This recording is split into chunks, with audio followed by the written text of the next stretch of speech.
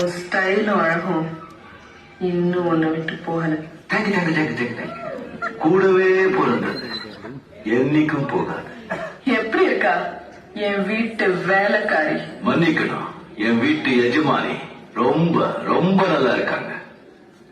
என்ன விஷயமா என்ன பார்க்க வந்த? நான் உன்னை பார்க்க வரல, என் வீட்டுக்கு வரப்போற மாப்பிளைய பார்த்து பேச வந்தேன்.